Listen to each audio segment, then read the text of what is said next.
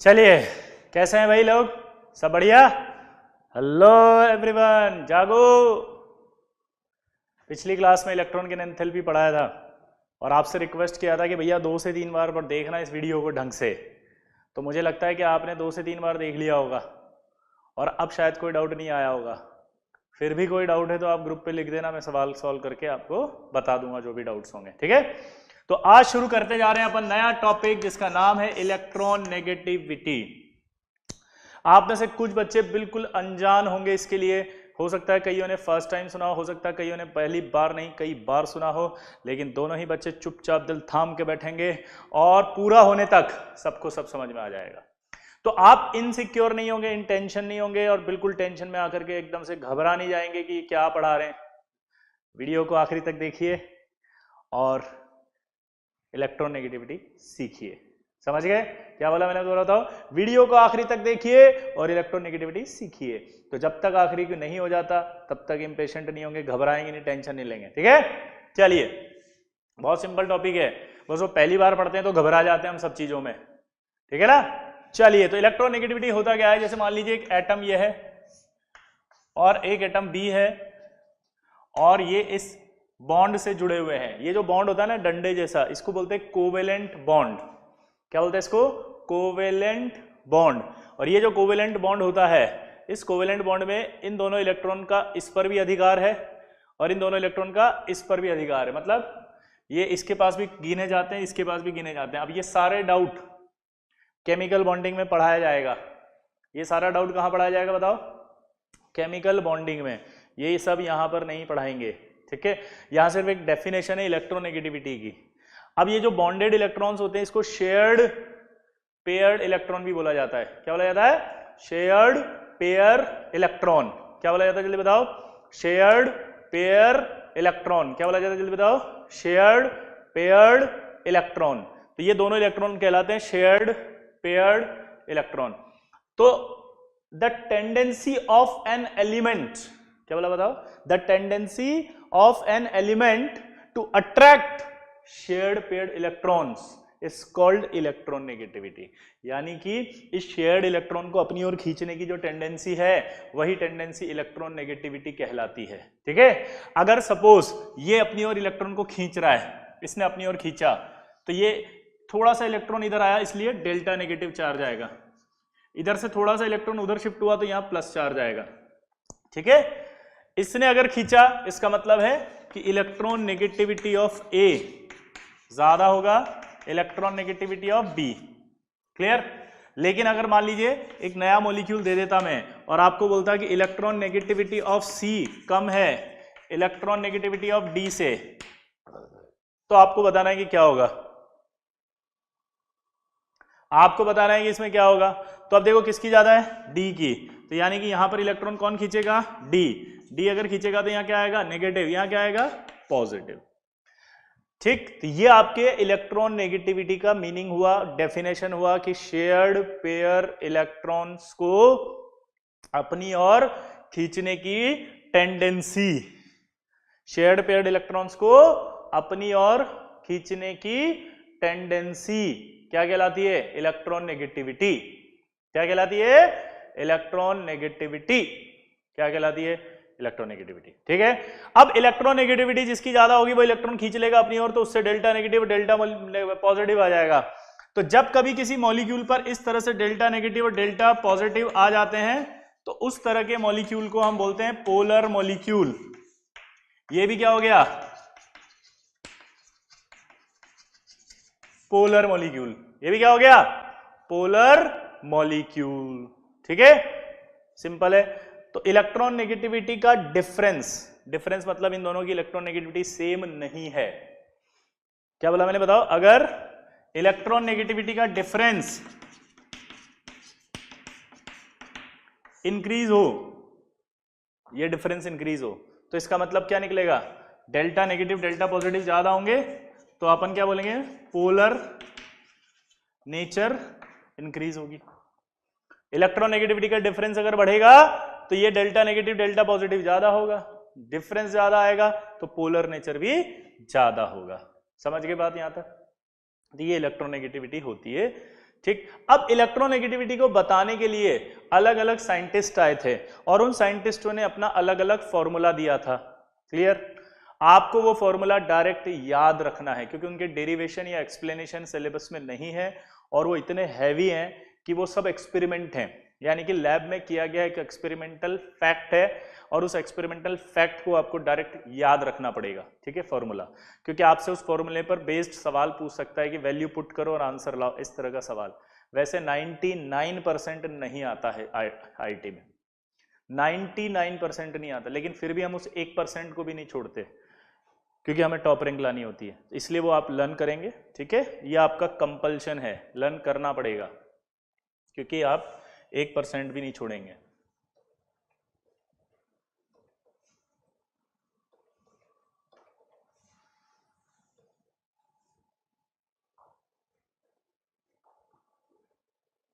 यहां तक क्लियर हो गया सबको? सिंपल है, हाँ या ना? अब इधर देखो, क्लियर? तो ये इलेक्ट्रॉन नेगेटिविटी का जो डिफरेंस है ये आपको समझ में आ गया। अब स्केल की बात कर रहे हैं, तो पहला आपका स्केल आ रहा है पॉलिंग स्केल। पॉलिंग स्केल ने क्या बताया, फॉर्मूला बता रहा हूं मैं, देखो, X A minus X B directly proportional to under root del. Clear? X A का मतलब होता है electronegativity of A, X B का मतलब होता है इलेक्ट्रोनेगेटिविटी ऑफ बी, डेल का मतलब होता है, अभी कुछ नहीं समझना, मैं सब समझाऊंगा, है ना, आयनिक रेजोनेंस एनर्जी। क्या होता है? Ionic resonance energy. क्या होता है इसका मतलब बताओ? Ionic resonance energy. पहले इसको नोट कर लो आराम से, चलो फिर उसको समझना जल्दी से, फटाफट।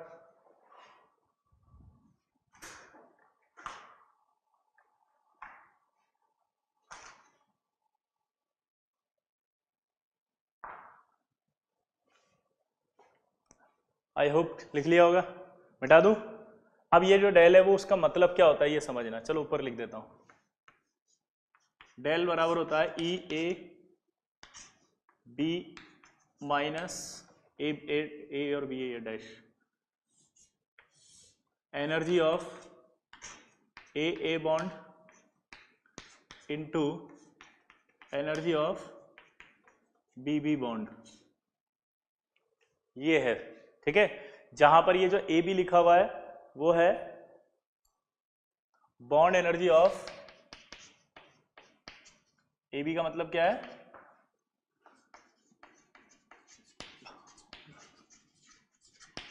Bond energy of A B bond. यहां ई ए का मतलब क्या है?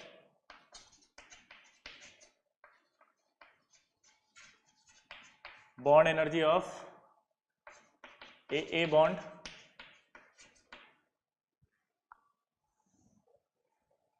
इसका मतलब क्या है? बी, बॉन्ड एनर्जी ऑफ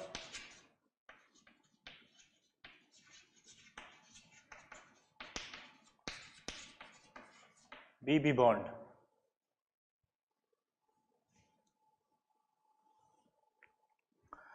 तो यहां पर अगर अपन ध्यान दें तो ये क्या होगा? डेल बराबर ई ए बी माइनस क्या किया अपन ने, under root A into E B. इसको कहते हैं अपन, ई मतलब है bond energy of A B bond, E A है bond energy of A bond, और ई मतलब है बी मतलब bond energy of B bond.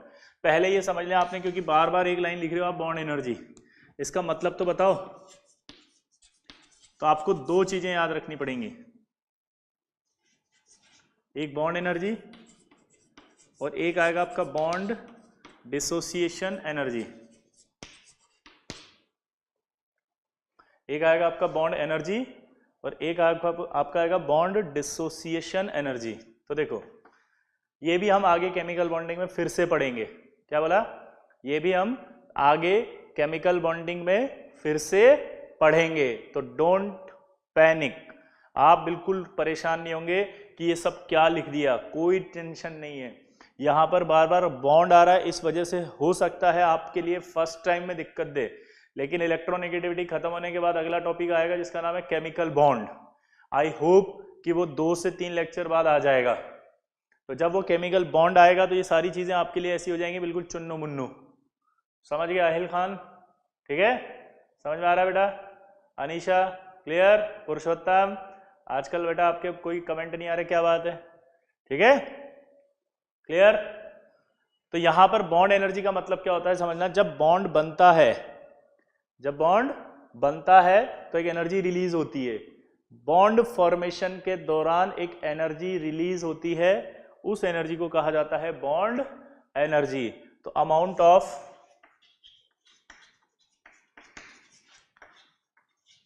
Released energy when bond is formed. ठीक है, अब क्या होता है, जैसे बॉन्ड बना और एक एनर्जी रिलीज हुई, ये तो बॉन्ड एनर्जी है। अगर आप इसको वापस दे दो तो बॉन्ड टूट जाएगा। तो इसका मतलब बॉन्ड डिसोसिएशन एनर्जी क्या होती है? Amount of required energy to break bond.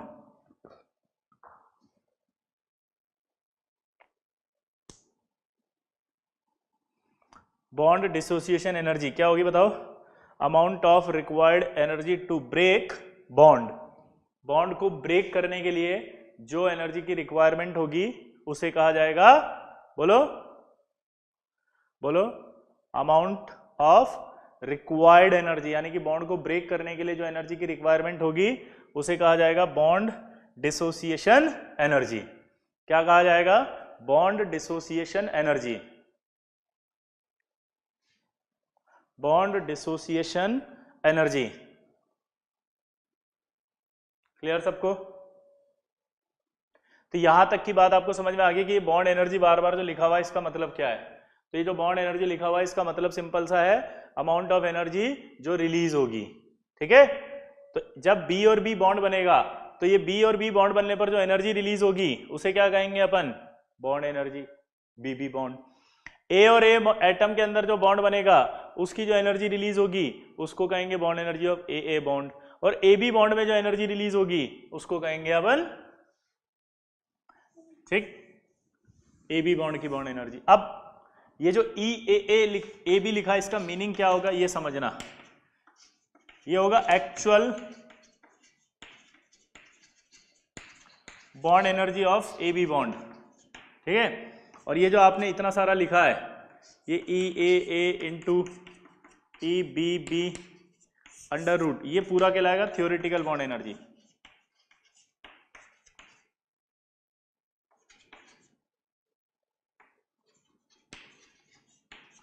ये कहलाएगा आपका एक्चुअल बॉन्ड एनर्जी और ये क्या कहलाएगा? Theoretical bond energy. तो ये जो आयनिक रेजोनेंस एनर्जी है, अगर आपसे पूछे कि आयनिक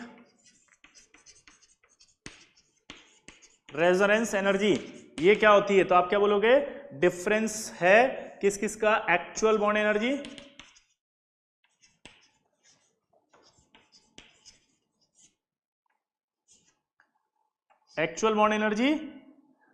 minus theoretical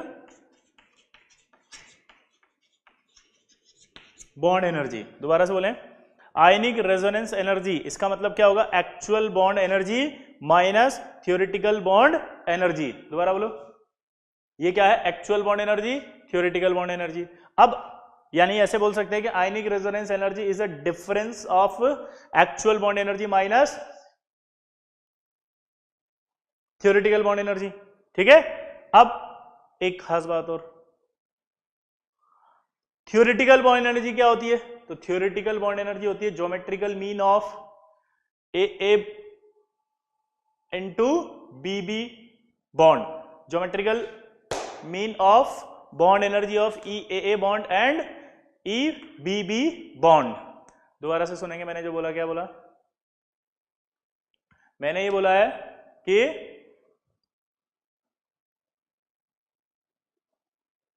theoretical bond energy क्या होती है बताओ? थियोरेटिकल बॉन्ड एनर्जी होती है geometrical mean of bond energy of A bond into bond energy of B bond. Clear? तो ये इसका एक फॉर्मूला होता है पूरा का पूरा। इसको नोट करो फटाफट जल्दी।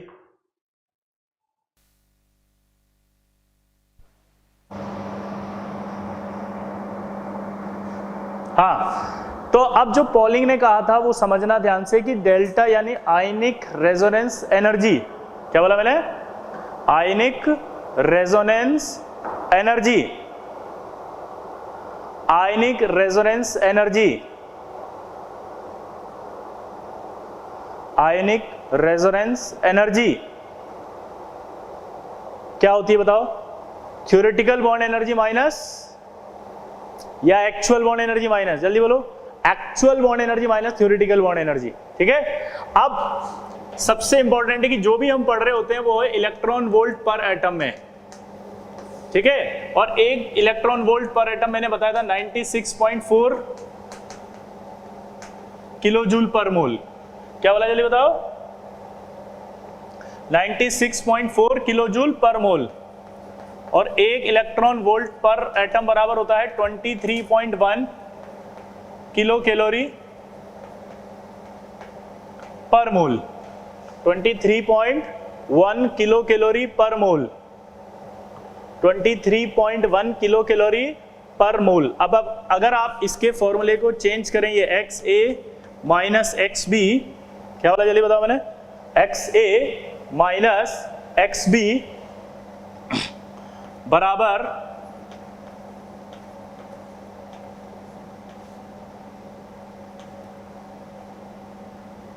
डेल। ठीक है, ये आपका आ जाएगा किलो जूल पर मोल में।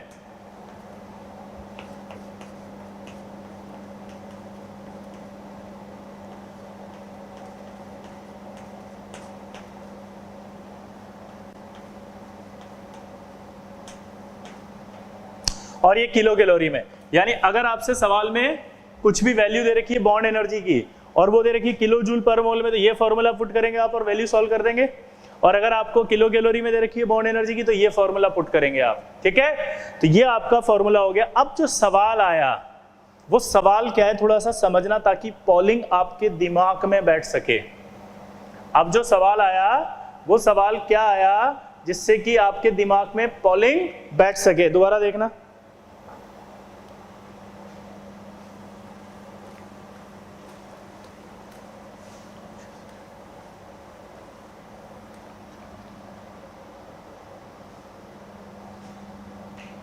क्लियर?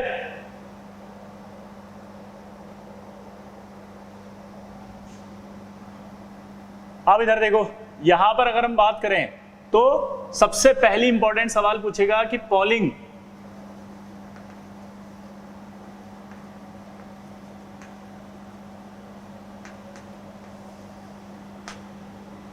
स्केल जो है वो बोलेगा कि बेस्ड अपॉन, वो क्या कह रहा है कि जो पॉलिंग स्केल होता है वो किस चीज पर बेस्ड है। यानी कि आखिर आप जो इलेक्ट्रोनेगेटिविटी निकाल रहे हो उसका कुछ तो बेसिस होगा। तो आप जो इलेक्ट्रोनेगेटिविटी निकाल रहे हो उसका कुछ तो बेसिस होगा। तो वो जो बेसिस होगा वो क्या है? तो आंसर आएगा बेस्ड अपॉन बॉन्ड एनर्जी।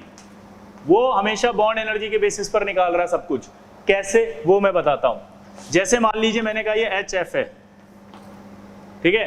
अब अगर हम थोड़ा सा भी दिमाग लगाते तो ये HH और FF दो एटम है, ये HH और ये FF। दोबारा से बोलो।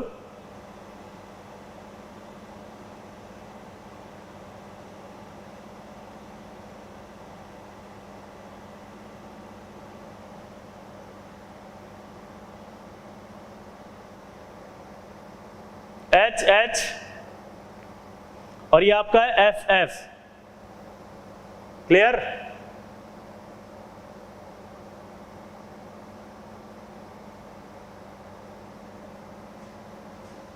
HH FF। तो मैं ये सोच रहा हूं यार कि जो HF बना होगा वो क्या हो रहा होगा। सोचो आप, इसकी जो एनर्जी होगी वो इसकी एनर्जी वो रही होगी जो इन दोनों को सम करके कुछ ना कुछ आधा या अंडर रूट करके जो भी आएगा वो वैल्यू आनी चाहिए। आनी चाहिए नहीं आनी चाहिए? लेकिन जब इस HF को चेक किया गया तो इसकी जो बॉन्ड एनर्जी आई वो तो बहुत ज्यादा आई। तो फील आई कि आखिर ऐसा क्या हो रहा है जिसकी वजह से बॉन्ड एनर्जी ज्यादा आ रही है। समझना ध्यान से, क्या अब दिमाग चलना शुरू हुआ ना कि आखिर ऐसा क्या हो रहा है जिसकी वजह से एनर्जी ज्यादा आ रही है। यहाँ देखो, यहाँ HH है, यहाँ FF है, हाँ क्या ना, जल्दी बोलो क्या बोला मैंने। यहाँ पर आपका क्या दिख रहा है? HH है, यहाँ पर आपका क्या दिख रहा है? FF है। क्लियर? तो मेरे हिसाब से यहां पर ऐसा लग रहा है कि HH होगा और FF होगा, तो उस कंडीशन में क्या होगा? बॉन्ड जो ये एनर्जी आएगी वो या तो H का या F का, जो भी सम करेंगे या आधा करेंगे वो आनी चाहिए, लेकिन उसकी बजाय ज्यादा एनर्जी निकल रही है। तो आखिर ऐसा क्यों हुआ? तो पॉलिंग ने बताया कि जो इसकी इलेक्ट्रोनेगेटिविटी थी वो ज्यादा है F की, तो यहां पर आपका क्या नेगेटिव आएगा और यहां क्या आएगा? पॉजिटिव, क्योंकि इलेक्ट्रॉन खींचेगा। अब चूंकि F की इलेक्ट्रोनेगेटिविटी ज्यादा थी इसलिए इसने इलेक्ट्रॉन खींच लिया। इसने अगर इलेक्ट्रॉन खींच लिया तो यहां डेल्टा नेगेटिव आ गया। यहां अगर डेल्टा नेगेटिव आ गया, यहां डेल्टा नेगेटिव आ गया, यहां डेल्टा पॉजिटिव आ गया, तो ये अट्रैक्शन आएगा नहीं आएगा इन दोनों में? और अगर इन दोनों में अट्रैक्शन आएगा, इन दोनों में अगर अट्रैक्शन आएगा तो उस कंडीशन में क्या होगा?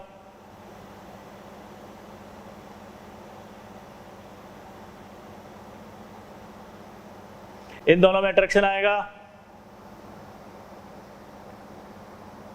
अट्रैक्शन आने की वजह से जो एनर्जी होगी वो ज्यादा रिलीज होगी। अट्रैक्शन आने की वजह से जो एनर्जी रिलीज होगी वो ज्यादा एनर्जी रिलीज होगी। वो अगर ज्यादा एनर्जी रिलीज होगी तो उस कंडीशन में क्या होगा? सोचो, एनर्जी ज्यादा रिलीज होगी तो इनका जो टोटल हम कर रहे थे उससे कुछ ज्यादा आई ना। यही डिफरेंस हम लिख रहे थे वहां पर। क्या लिख रहे थे बताओ? कि यार XAA जो है वो डायरेक्टली प्रोपोर्शनल टू होगा डेल, और जो डेल हमने बताया था वो क्या बताया था? वापस देखो आप, EAB minus under root EAA into EBB। ये देखो आप, del EAB minus under root EAA और EBB, यानी कि जो इनकी एनर्जी थी HH, इसकी जो एनर्जी थी FF, वो हमेशा कम होगी किससे? एनर्जी ऑफ HF से। क्यों? क्योंकि HF के अंदर क्या हो रहा होगा? पार्शियल कैरेक्टर डेवलप हो रहे होंगे। तो यानी कि जो डेल था वो आयनिक रेजोनेंस एनर्जी क्यों था? नाम समझ में आया? वो आयनिक रेजोनेंस एनर्जी इसलिए था क्योंकि आयनिक कैरेक्टर आ रहे हैं। तो यानी कि जो डेल होगा वो किसको बताएगा? Measure ionic character. ये जो प्लस और माइनस आता है ना डेल्टा, इस प्लस माइनस को अपन क्या कहते हैं? आयनिक कैरेक्टर। इस प्लस माइनस को ही क्या कहते हैं? Ionic character.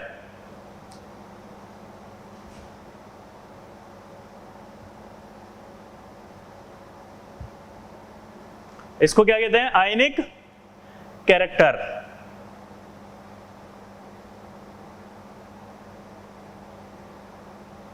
आयनिक कैरेक्टर नहीं आया समझ बात?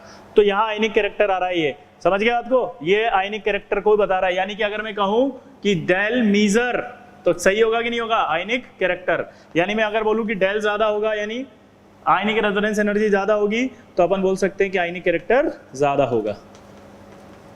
तो शायद कुछ समझ में आया होगा कि यार जो इलेक्ट्रोनेगेटिविटी का डिफरेंस होता है वही डेल बताता है। ये डेल जो होता है वो एक्चुअल एनर्जी है और ये थ्योरेटिकल एनर्जी है। थ्योरेटिकल एनर्जी क्यों? क्योंकि हमें लगा था इसका और इसका कुछ ना कुछ जुगाड़ करके जो आएगी वैल्यू वो आनी चाहिए, लेकिन वो तो बहुत ज्यादा आई।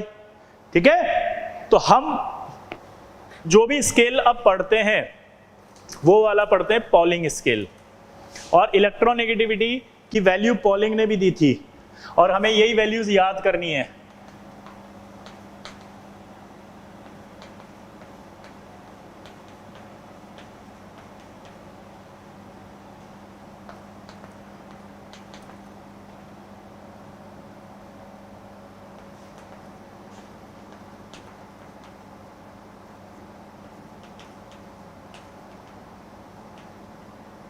ठीक है, ये आपको इलेक्ट्रोनेगेटिविटी आपके दिमाग में हमेशा बिठानी है। और आप इसको देख भी सकते हैं कि लेफ्ट से राइट अगर जा रहे हैं तो इलेक्ट्रोनेगेटिविटी क्या हो रही है? बढ़ रही है। दोबारा बोलो, लेफ्ट से राइट अगर जा रहे हैं तो इलेक्ट्रोनेगेटिविटी बढ़ रही है। लेफ्ट से राइट अगर जा रहे हैं तो इलेक्ट्रोनेगेटिविटी बढ़ रही है। और आप देखो 0.5 से बढ़ रही है। अगर मैं इसको 1 तो इसको क्या ले रहा हूँ 1.5, इसको क्या ले रहा हूँ 2, तो इसको क्या ले रहा हूँ 2.5, इसको क्या ले रहा हूँ 3, इसको क्या ले रहा हूँ 3.5, इसको क्या ले रहा हूँ 4, नीचे आने पर घट रही है। क्लियर सबको? तो ये इलेक्ट्रोनेगेटिविटी की वैल्यूज आपको हमेशा याद रखनी है। क्लियर? नोट कर लो इसको।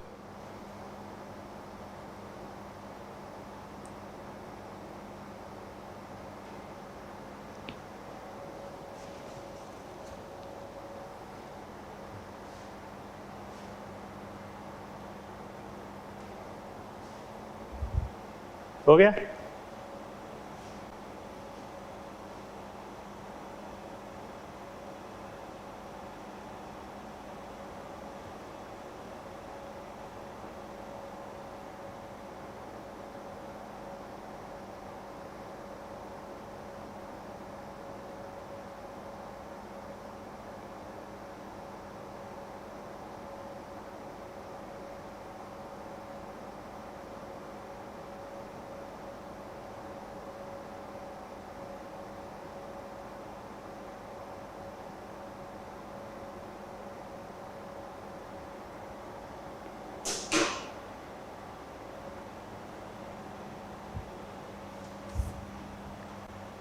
क्लियर?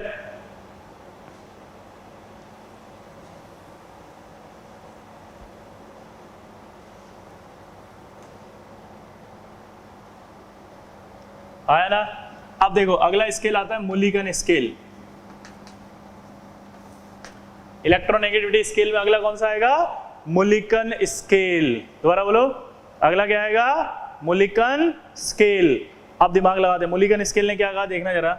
उसने कुछ नहीं कहा, उसने तो बोला कि जो इलेक्ट्रोनेगेटिविटी होती है ना, वो दो टेंडेंसी होती है एक तरह से। देखो जरा कैसे, अगर मैं HF लेता हूं तो क्या हो रहा था कि F अपनी ओर इलेक्ट्रॉन खींच रहा था तो डेल्टा नेगेटिव आ रहा था, ये अपनी ओर प्लस आ रहा था, इसने इलेक्ट्रॉन को खींचा,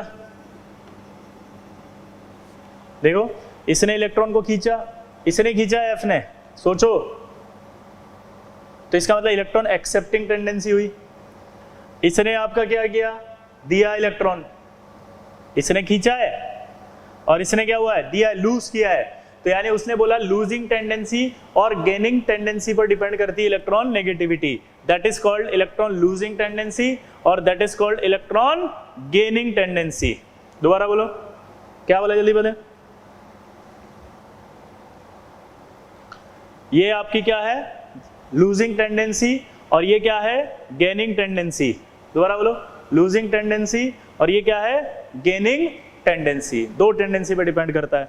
अब ये फॉर्मूला तभी वैलिड है जब आपने इलेक्ट्रॉन, ये फॉर्मूला मतलब इलेक्ट्रॉन वोल्ट है, मतलब आप तभी इसके अंदर इलेक्ट्रॉन नेगेटिविटी की वैल्यू निकाल लोगे जब फॉर्मूले में यूनिट क्या होगी? Electron volt per atom. तो अगर इफ सवाल में ionisation energy and electron affinity given हो इन किलोजूल पर मोल, क्या बोला जल्दी बताओ मैंने? If ionization energy and electron affinity given है इन किलोजूल पर मोल,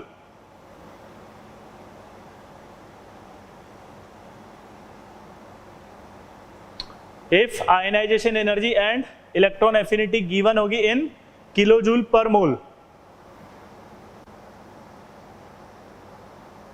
तो इस फॉर्मूले में आपको क्या करना पड़ेगा? चेंज आएगा कुछ, क्योंकि आपको फॉर्मूले में आप यहां पर आयनाइजेशन एनर्जी और इलेक्ट्रॉन एफिनिटी किलोजूल पर मोल में तो नहीं रख सकते, आपको कन्वर्ट करना पड़ेगा किसके अंदर? इलेक्ट्रॉन वोल्ट में।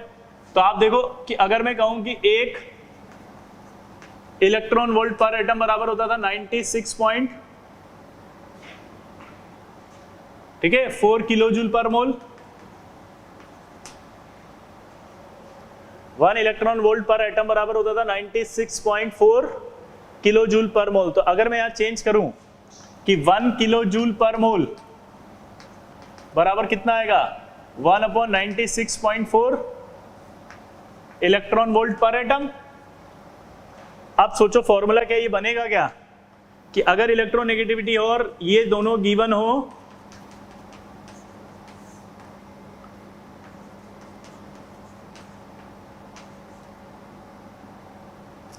ये गिवन हो तो आपका E, ये आपने ऐसा नहीं करा कन्वर्ट किया आयनाइज एनर्जी और EA की वैल्यू को आपने किस में कन्वर्ट कर लिया, 96.4 से इधर इनटू करके इलेक्ट्रॉन वोल्ट पर एटम में कन्वर्ट कर लिया। नोट करो इसको फटाफट जल्दी।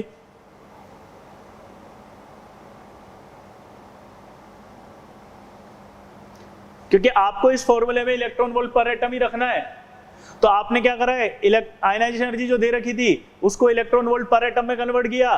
तो ये जो आयनाइज एनर्जी दे रखी थी इसको चेंज करना पड़ेगा ना इलेक्ट्रॉन वोल्ट पर एटम में। किलो जूल था तो उस किलो जूल को हटाया तो 1/96 पॉइंट आया, नहीं आया। और अगर यही चीज मैं चेंज करता और मैं क्या पूछता,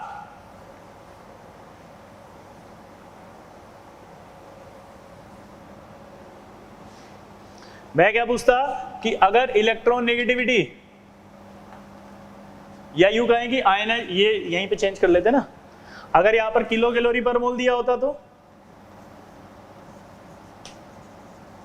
देखो, तो क्या करते हैं यहां पे सीधा सीधा 23.1 इलेक्ट्रॉन वोल्ट पर एटम। पूछो क्यों?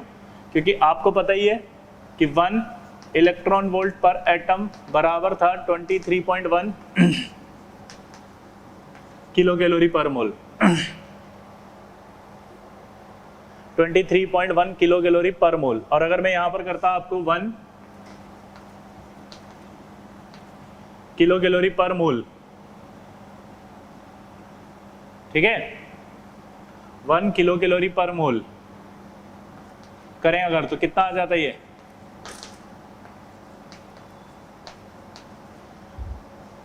Electron volt per atom. ठीक है, फ्रेम से बाहर निकल गया, पता ही नहीं चला। क्लियर सबको? तो ये फॉर्मूले आपको याद रखने, और आपको याद रखने के बाद बस कुछ नहीं करना, जो वैल्यू दे वो पुट करना, आंसर निकाल लेना फटाक से। ठीक है, ये आपका हो गया कौन, मुलिगन स्केल।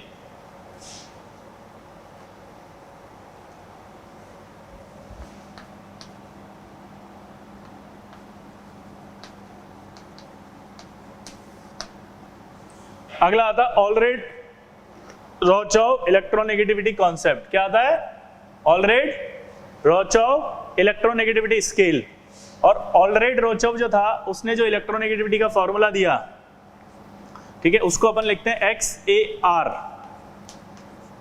ठीक है, एक और खास बात, अगर आपको कंपैरिजन पूछे तो ये आपको वैल्यू याद रखनी है कि अगर पॉलिंग और मुलिगन स्केल में रिलेशन पूछे तो XP मतलब होता है इलेक्ट्रोनेगेटिविटी ऑफ पॉलिंग स्केल, और ये XM मतलब होता है मुलिगन स्केल। तो 2.8 यानी XP जो होगा वो 1XM अपॉन 2.8 आएगा। पॉलिंग जो होगा वो क्या होगा, XM अपॉन 2.8 आएगा। क्लियर? हाँ, ये वैल्यू भी याद रखनी है। ऑलरेड-रोचोव, XAR मतलब ऑलरेड-रोचोव।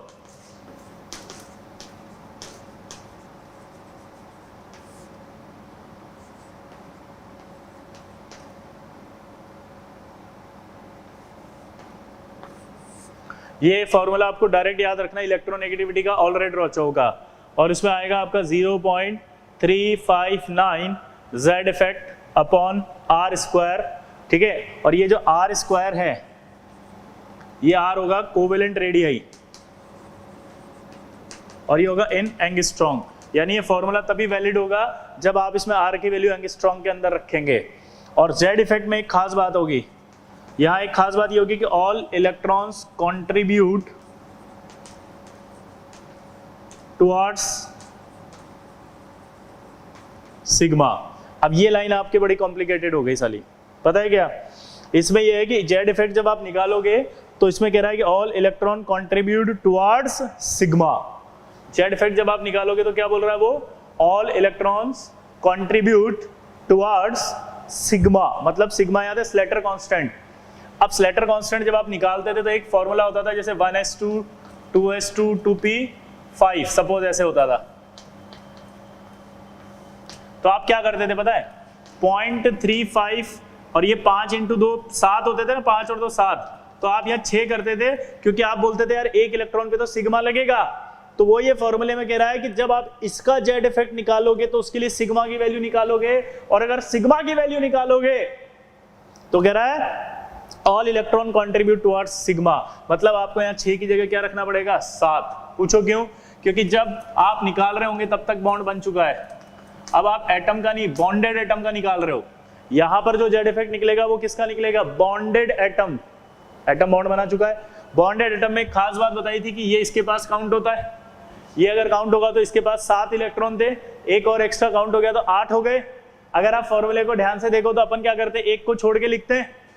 अभी ये एटम अकेला F थोड़ी है, ये तो साथ में H भी आ गया, इसके इलेक्ट्रॉन आ गया यहाँ पे एक और बॉन्डेड, तो ये कितने हो गए थे 5 हो तो 7 और एक 8, तो एक को छोड़ते हैं तो यहाँ क्या लिखते हैं 7।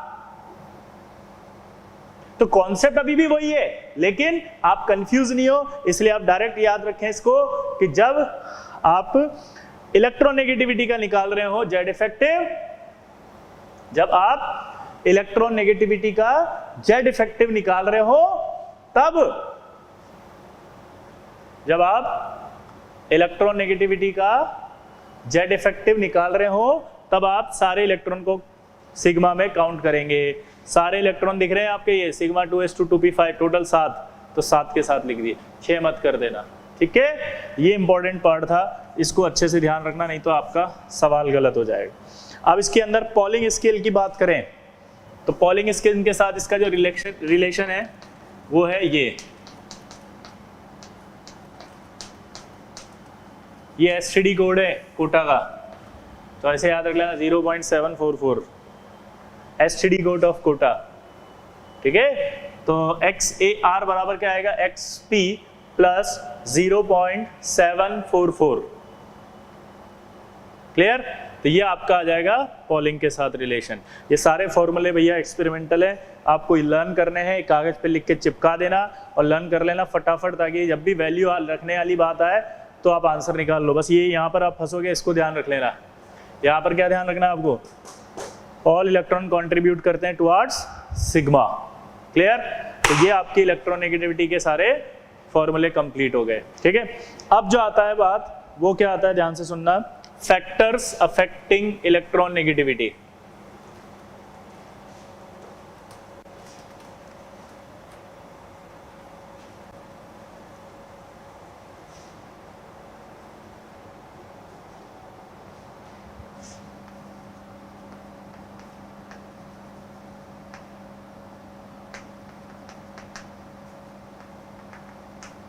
Factors affecting electron negativity.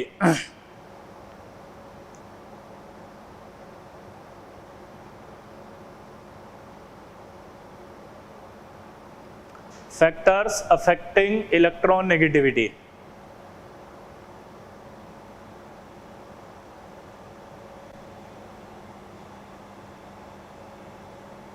अब देखो, पहला मैंने समझाया था आपको कि इलेक्ट्रॉन को अपनी ओर खींचने की पावर, बॉन्डेड इलेक्ट्रॉन को, शेयर्ड इलेक्ट्रॉन को अपनी ओर खींचने की जो पावर थी उसी को क्या कहा था अपन ने, इलेक्ट्रोनेगेटिविटी।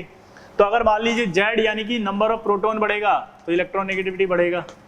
दूसरा, जेड इफेक्ट बढ़ेगा, ऑब्वियस सी बात है इलेक्ट्रोनेगेटिविटी बढ़ेगा। तीसरा, अगर एन बढ़ेगा, शेल बढ़ेगा अगर, तो इलेक्ट्रोनेगेटिविटी घटेगा। और चौथा, अगर सिग्मा बढ़ रहा है तो भी इलेक्ट्रोनेगेटिविटी घटेगा। पूछो क्यों?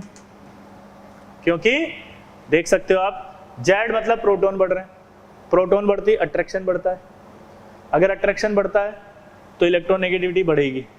जेड इफेक्ट अगर बढ़ेगा तो भी अट्रैक्शन बढ़ रहा है, अगर अट्रैक्शन बढ़ रहा है तो इलेक्ट्रोनेगेटिविटी बढ़ेगी।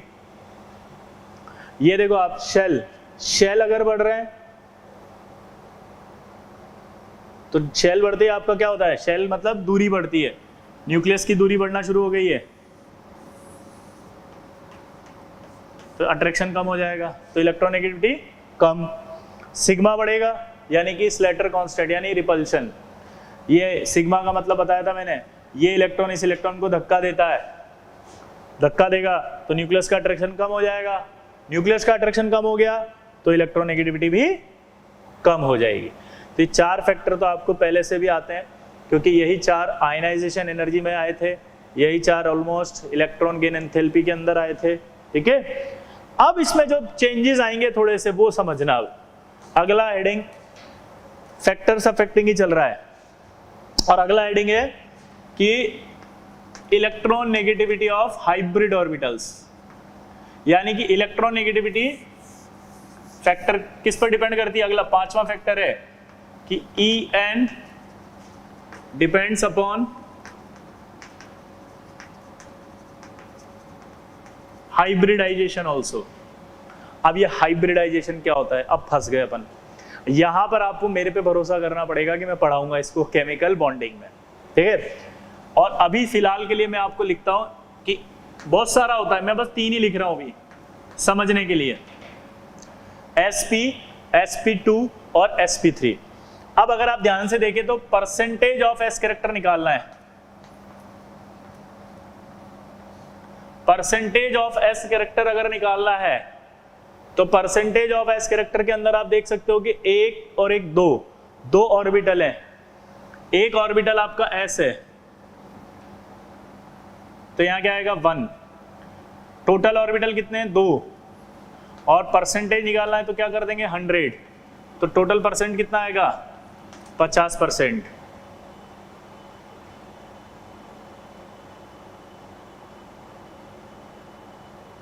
वहां देखो कितना एस है 1,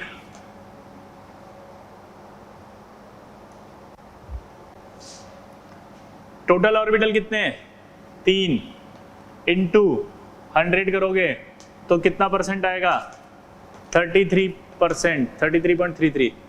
यहाँ एक ऐसे टोटल ऑर्बिटल कितने हैं 4, तो कितना परसेंट आएगा 25%। तो अगर मान लीजिए किसी का हाइब्रिडाइजेशन sp है, अब ये मत सोचना sp क्या होता है, sp2 क्या होता है, sp3 क्या होता है, थोड़ी देर के लिए मान लो आपकी होता है, मान लिया, ये सब बाद में पढ़ेंगे। मैं सिर्फ यहाँ पर इलेक्ट्रॉन नेगेटिविटी को कनेक्ट कर रहा हूं। तो अगर मान लीजिए आपसे बोला कि यार sp है, sp के अंदर s कैरेक्टर कितना आया 50, sp2 है तो कितना आया 33.33, ये आया तो कितना आया 25%। क्लियर आया ना। तो अब अगर हम बात करें यहाँ पे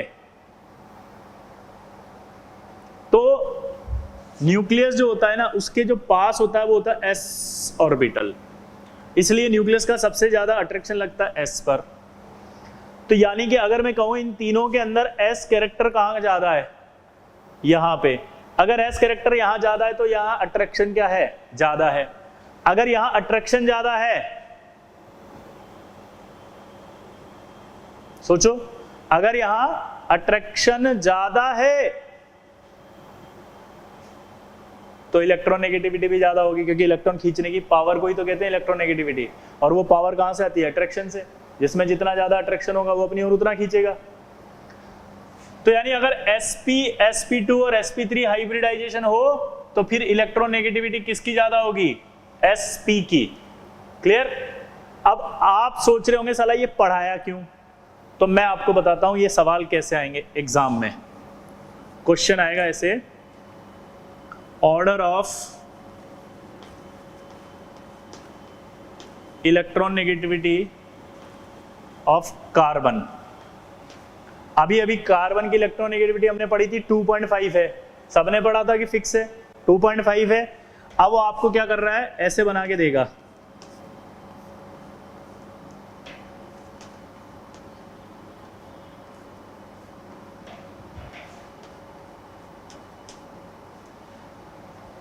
क्लियर, ये ऐसे बना के दिया।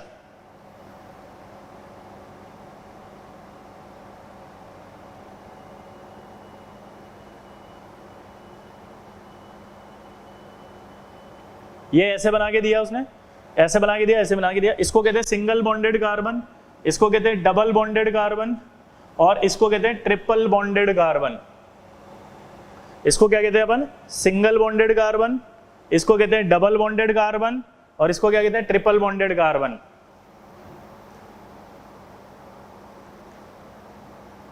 इसको कहते हैं सिंगल बॉन्डेड कार्बन, इसको कहते हैं डबल बॉन्डेड कार्बन, इसको कहते हैं ट्रिपल बॉन्डेड कार्बन। इसका हाइब्रिडाइजेशन भी उसने दे दिया आपको sp3, इसका हाइब्रिडाइजेशन भी दे दिया उसने sp2, और इसका हाइब्रिडाइजेशन दे दिया उसने sp।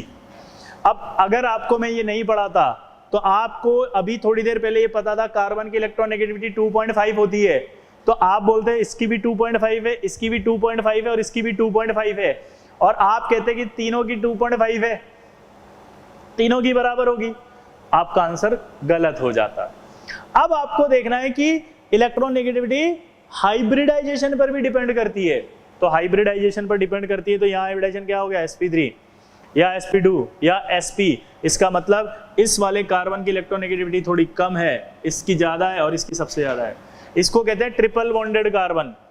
ट्रिपल बॉन्डेड कार्बन की तो इलेक्ट्रोनेगेटिविटी ऑक्सीजन के बराबर पहुंच जाती है, 3.05 के आसपास आ जाती है, जबकि ऑक्सीजन की 3.5 है, इसकी 3.05 के आसपास आ जाती है, यानी कि इतनी ज्यादा हो जाती है। तो हाइब्रिडाइजेशन से भी इलेक्ट्रोनेगेटिविटी फर्क पड़ता है। समझ गए? हम कौन सा वाला कार्बन पढ़ते हैं जिसकी इलेक्ट्रोनेगेटिविटी पढ़ते हैं? इसकी, टेट्राहेड्रल वाले कार्बन की। किसकी पढ़ते हैं? टेट्राहेड्रल वाले कार्बन की। किसकी? टेट्राहेड्रल वाले कार्बन की। तो हाइब्रिडाइजेशन पे डिपेंड करेगा, ये समझ में आ गया सबको? क्लियर? अब अगला सराउंडिंग एटम पर भी डिपेंड करेगा इलेक्ट्रोनेगेटिविटी। छठा factor, electronegativity of surrounding atom. देखो कैसे।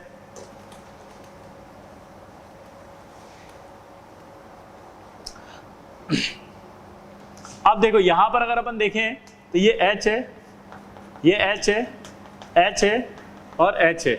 यहां अगर अपन देखें तो ये F है, F है, F और ये F है। अब देखा जाए तो ये भी 4 बॉन्ड है तो sp3 है, ये भी देखा जाए तो sp3 है। तो अब अगला फैक्टर देखना, हाइब्रिडाइजेशन भी सेम कर दिया, एटम तो सेम है ही सही, एटम तो सेम है, और अब हाइब्रिडाइजेशन भी सेम कर दिया, तो फिर इलेक्ट्रोनेगेटिविटी कहां से डिसाइड होगी? सराउंडिंग एटम से। कैसे? देखो C और F में अगर आप देखो तो फ्लोरीन की इलेक्ट्रोनेगेटिविटी ज्यादा है तो अपनी ओर खींचेगा, फ्लोरीन की ज्यादा अपनी ओर खींचेगा, फ्लोरीन की ज्यादा अपनी ओर खींचेगा। जब वो एक इलेक्ट्रॉन खींचता है तो यहाँ एक प्लस आता है, एक और यहाँ का इलेक्ट्रॉन खींचेगा एक और प्लस, यहाँ का एक और खींचेगा एक प्लस और, यहाँ एक और खींचेगा एक प्लस और, टोटल कितना प्लस आएगा?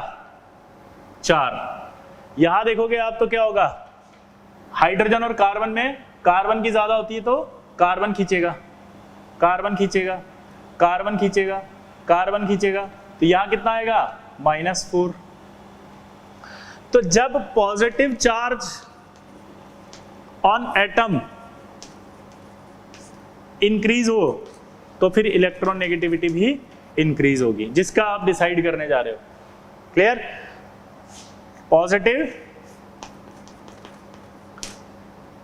Positive charge on central atom increase तो इलेक्ट्रोनेगेटिविटी भी इंक्रीज। तो अब बताओ किसकी इलेक्ट्रोनेगेटिविटी ज्यादा होगी? इस कार्बन की। क्लियर? तो अगर मैं आपसे कभी पूछ लूं कि Fe+2 और Fe+3 बताओ इन दोनों में से किसकी इलेक्ट्रोनेगेटिविटी ज्यादा है, तो आप बोलेंगे जिस पर जितना ज्यादा पॉजिटिव चार्ज होगा, ऑब्वियस सी बात है इलेक्ट्रॉन खींचने की टेंडेंसी उतनी बढ़ेगी। तो जितना ज्यादा पॉजिटिव चार्ज होगा इलेक्ट्रॉन खींचने की टेंडेंसी उतनी बढ़ेगी, तो उतना ही ज्यादा आपका क्या होगा? Electron negativity. उतनी ज्यादा क्या होगी? Electron negativity. हाँ या ना? अगर मैं आपसे बोलूं ये एल्यूमिनियम है, अगला सवाल, प्लस एल्यूमिनियम +2 और एल्यूमिनियम +3, अब बताओ अब कौन ज्यादा? तो ये एल्यूमिनियम +3। क्लियर? जितना ज्यादा पॉजिटिव चार्ज होगा उतना इलेक्ट्रॉन नेगेटिविटी भी इंक्रीज होगा। नोट करो इसको फटाफट, चलो।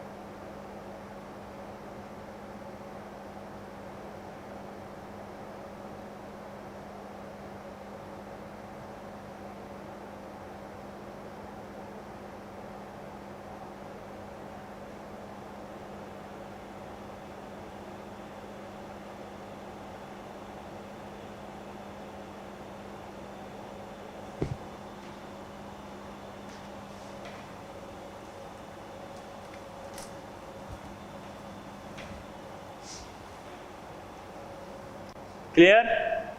अब देखो आगे, तो इलेक्ट्रोनेगेटिविटी की अगर हम बात कर रहे थे तो हमने पढ़ा, अब आएगा ट्रेंड्स।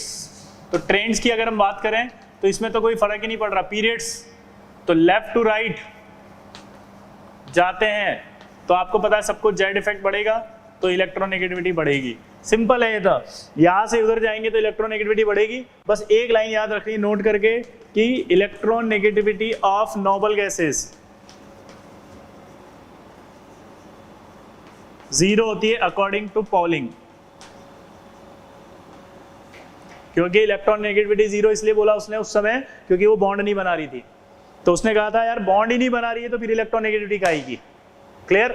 हमारे सिलेबस में पॉलिंग है इसलिए हम 0 बोलते हैं, लेकिन असली में इलेक्ट्रोनेगेटिविटी आएगी उनकी। ठीक है? अभी मैंने 3 स्केल पढ़ाया आपको। एक स्केल था आपका कौन सा? पॉलिंग, दूसरा था आपके मुलिकन, तीसरा था आपका अल्रेड-रोचर, चौथा एक और एलन स्केल, ये बगल वाला नहीं, एलन साइंटिस्ट था, उसने इलेक्ट्रोनेगेटिविटी जेड इफेक्टिव से बताई थी। और जेड इफेक्टिव से बताने की वजह से उसने बोला था हाईएस्ट इलेक्ट्रोनेगेटिविटी जो होती है वो नियॉन की होती है। किसकी? नियॉन 4.26।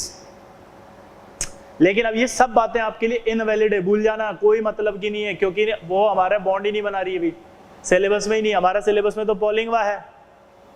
अरे कौन है पॉलिंगवा? अरे पॉलिंगवा अपना पॉलिंगवा है। अरे जब पॉलिंगवा साला तो वो पढ़ेंगे ना, कहाँ जाएंगे साला एलनवा के पास? समझ गए? तो हमको यही ध्यान रखना है और ज्यादा दिमाग नहीं लगाना, दिमाग के अंदर जो भी डाउट है उसे हटाना। क्लियर? सिंपल है? हाँ यार। चलो अगला, ये तो हो गया पीरियड की बात। अब आता ग्रुप। ग्रुप की बात करें तो डाउन द ग्रुप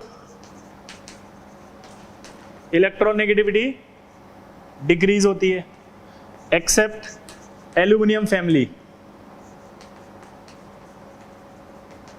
अब ये एल्यूमिनियम फैमिली में का है लफड़ा? भूल गए क्या? वो जो गैलियम आया था, वो गैलियम क्या बोला था? 3D हो रहा है। 3D हो रहा है तो अट्रैक्शन बहुत ज्यादा हो रहा था। भूल गए साला? थेलियम आता था, थेलियम क्या बोल रहा था? 4f आ गया, 4f आने से उसका आयनाइजेशन एनर्जी बोरोन के बाद आ गया था सेकंड नंबर पे। तो इनका अट्रैक्शन अलग अलग हो जाएगा, तो सिंपल ट्रेंड फॉलो नहीं करेगा वो। इनका जो अट्रैक्शन है वो सिंपल ट्रेंड फॉलो नहीं करेगा। ठीक है? तो इसलिए ये आपके ट्रेंड्स। नेक्स्ट क्लास में अपन पढ़ेंगे इसकी एप्लीकेशंस। क्या पढ़ेंगे बच्चों? एप्लीकेशन। तब तक इसको अच्छे से याद कर लेना आप। ठीक है? चलिए मिलते हैं, बाय।